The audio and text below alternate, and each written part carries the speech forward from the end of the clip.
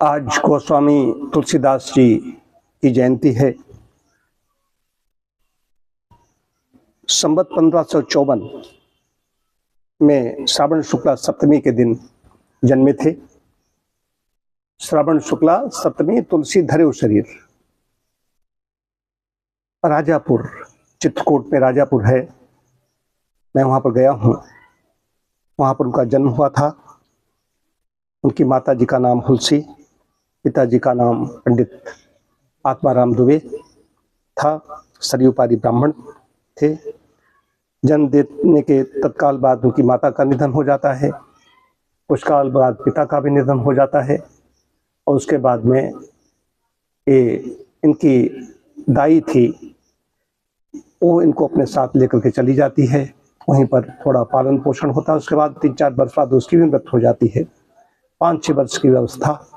उसके बाद में इनके शिक्षा गुरु मिलते हैं, वो इनको ले जाते हैं पृथ्वीराज ले करके। फिर अयोध्या, काशी बहुत ज़्यादा प्रिय थी गोस्वामी जी को।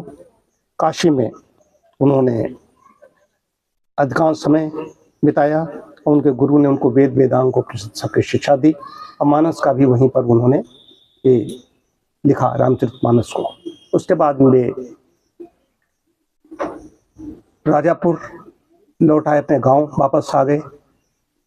तो उन्होंने जैसे भगवान राम तो लिख चुके हैं, भगवान राम ने कहा लक्ष्मण से, लक्ष्मण ये यद्यपि लंका सोने की है लेकिन मेरी अयोध्या के सामने, जन्मभूमि के सामने ये व्यर्थ है। जननी जन्मभूमिश्च स्वर्गादपि गरीयसी। जननी और जन्मभूमि से बढ़कर के कोई दूसरा नहीं होता। तो इसी प्रकार राजापुर जब आ गए तो राजापुर में उन्होंने देखा बड़े विद्वान, कोई आचार्य हैं, कोई पंडित हैं, वो आ गए हैं। तो वहां पर उनके पास पहुंचने लगे। तो उन्होंने पूछा, महाराज कहाँ के रहने वाले हैं आप? तो कहा कि हम तो यहीं राजापुर के रहने वाले थे। कहते यहाँ कैसे? तो बताया कि मेरे पिताजी का नाम पंडित आत्माराम दुबे। अरे उनका लड़का है, तुलसी का है, तुलसी। तब उन्होंने कहा कि वहां नहीं जाना चाहिए। तुलसी तहां न जाइए जहां जन्म को उठाओ, ज्ञान ध्यान पूछे नहीं, धरे पुराना नाम। पुराना नाम करके याद करते हैं, उसकी विद्वता को स्वीकार नहीं करते हैं। उसके बाद पुनः काशी चले जाते हैं। और वहां पर मैं अब इसके साथ जोड़ता हूँ, मैंने जो मंडली चौका चेतना यात्रा की उसमें मैं राजापुर गया, चित्रकूट।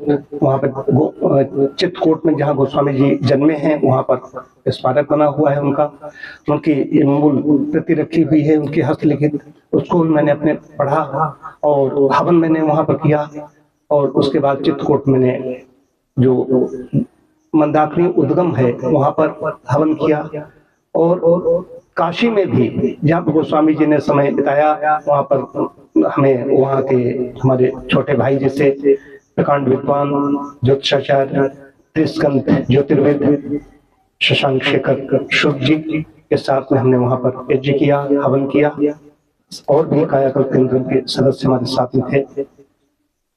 तो गोस्वामी जी का ये चित्र मुझे बहुत भाता है। उनकी जो सात्विकता इसमें जो झलकती है कुछ है ही नहीं। नदी बह रही है, एक माला है, अंगवस्त्र है और आसन है। इससे ज्यादा और क्या चाहिए व्यक्ति को? तो आज गोस्वामी जी की जयंती है तो उसमें वैसे तो उन्होंने क्या, उनका विवाह भी एक और रत्ना बलि से हुआ था।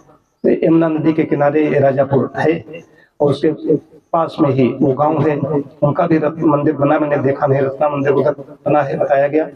लेकिन वो जब माई के गई होंगी, ये भी पीछे पीछे वहां पहुंच गए। वो तो लोग कहानी पढ़ते हैं कि वो मुर्दा पकड़, इतना बड़ा विद्वान व्यक्ति होने के बाद में वहां पर मुर्दा पकड़ के वहां पर रात में चले गए। फिर पता चला है वो सांप लटक रहा था, उसको रस्सी से चढ़ गए। गोस्वामी तुलसीदास है, कोई मूर्ख है? कोई एक ऐसी किंवदंती कुछ ऐसी प्रचलित हो जाती है। और सांप को पकड़ लटक गए, इतना भारी भरकम व्यक्ति जो 126 साल तक जिए। 1554 से लेकर के आप देख लीजिए 1680 तक 126 वर्ष तक उनका जीवन है। कितने वो लंबे थे, आजान बाहु उनको कहा गया। और सर्प सारे चढ़ गए, सर्प गिरे नहीं। यहाँ ऐसी बातें कुछ आ जाती हैं जो नहीं उतरती हैं, तो वो पीछे पीछे चले गए। तो उस लड़की उस समय तो और ज्यादा आज की तरह तो नहीं हेलो हाय वाली, उसमें थोड़ी मर्यादित तो थी, तो उसको शर्म लगी। उन्होंने कहा कि इतना भगवान से प्रेम करो। तो वहीं से इनको अंदर फिर लौट जाते हैं, काशी पहुंचते हैं, वहीं पर उनको सब कुछ प्राप्त होती है और बहुत कुछ उसमें मानक है। उनकी पुस्तक को देख करके जब उसमें कई लोग इनके द्वेष रखने लगे, तो श्री मधुसूदन सरस्वती जी ने उसमें लिखा कि काशी रूपी आनंद वन में तुलसीदास चलता फिरता तुलसी का पौधा है, उसकी कविता रूपी मंजरी बड़ी ही सुंदर है, जिस पर श्री राम रूपी भमरा सदा मंडराया करता है। ये लिखा है प्रकांड विद्वान श्री मधुसूदन सरस्वती जी महाराज ने। और भी चित्रकूट के बारे में एक प्रसंग आता है, तब उसमें हनुमान जी प्रकट होते हैं, बताते हैं एक बार पहचान नहीं पाए, घोड़े पर देखा राम को, तो उसके बाद में फिर उनका कहीं भूल जाए, बाल रूप में आ जाते हैं, तो कहते हैं चित्रकूट के घाट पर भई संतन की भीड़, तुलसीदास चंदन किसे तिलक देत रहुए। ये वहां पर उन्होंने उसको हनुमान जी ने बताया यही है। तो हनुमान जी तो चिरजीवित कहे गए हैं हमारे उसमें। आज गोस्वामी जी की जयंती है, हम उन्हें याद करते हैं, उनके कृतित्व को। और ये रामचरितमानस जो इतना पवित्र एक ग्रंथ है, सारे ग्रंथ मतलब शास्त्रों का, वेदों का रस रहा, और घर घर में अखंड पाठ होता है। ऐसी महान विभूति को हम नमन करते हैं। ओम शांति शांति शांति।